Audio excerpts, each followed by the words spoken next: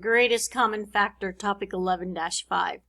Find the missing factor. So if I relate this to algebra in previous lessons, if 7x equals 21, you're trying to find the x. These are called factor. When you multiply, those are factor product. So to find a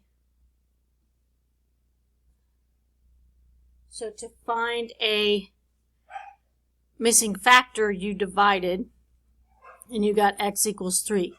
It's going to be the same thing. So on this one, if you have, instead of this a question mark, you don't want to put an x because it's not a single value, it's a blob.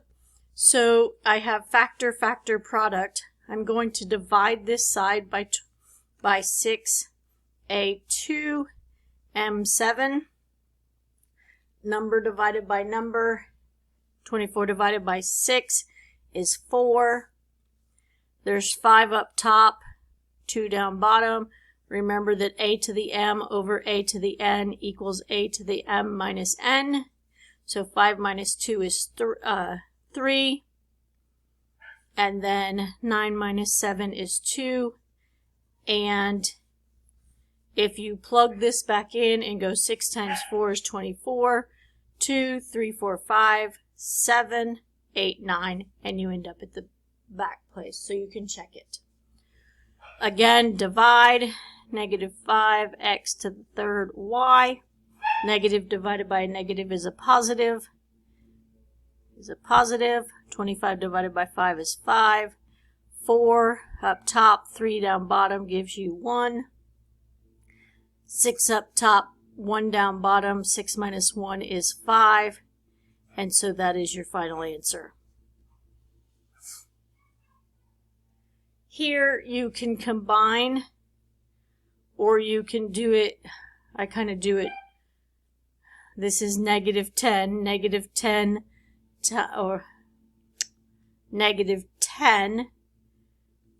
times negative 3 would give me 30. 1, 2, 3, I have to get to 6. 1, 2, 3, 4, I have to get to 5.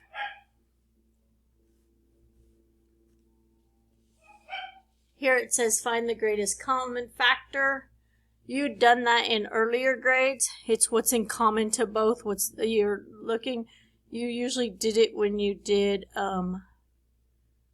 finding the common denominator, I guess, but this is the common factor. So you have x to the 5th, 3, 4, 5, and you have here.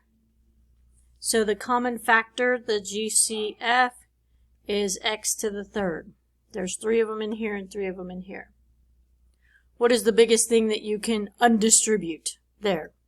Because if you had x to the 3 times x squared and 1, you would get x to the 5th and x to the 3rd. You can look at it that way. Greatest x's I can pull out is x squared. Greatest y's I can pull out is y squared.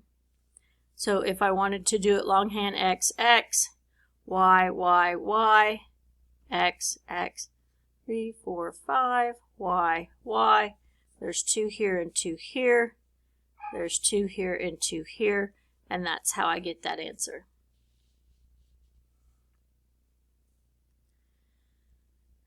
If you can see largers, that's fine. If you can't, you're going to have to do prime factorization. So if I have 16 divided by 2 is 8, divided by 2 is 4, divided by 2 is 2. I have 20 divided by 2 is 10, divided by 2 is 5. That's a prime factorization. I have 2's and 2's, so I have a 4. And there's 2 m's here and 3 m's here, and so I can take 2 of them out.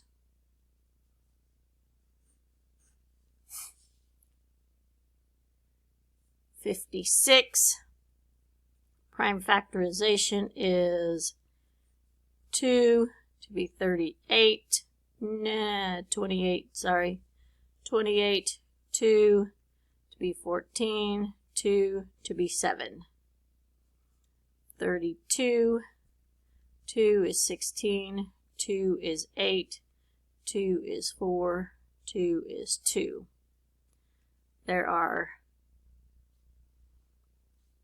3 2's in here and 3 2's in here. 2 times 2 is 4, 4 times 2 is 8. So the 8 comes out. You can take all the C's out. You have to leave the D in because the D isn't common here. And you have to leave the E's in because E is not common in both. So that is your final answer. Yes, some of you are going to be able to see that 8 goes into 56 because 8 times 7 and 8 times 4. Others are not. I'm giving you a way to, if you can't find him, a way to find him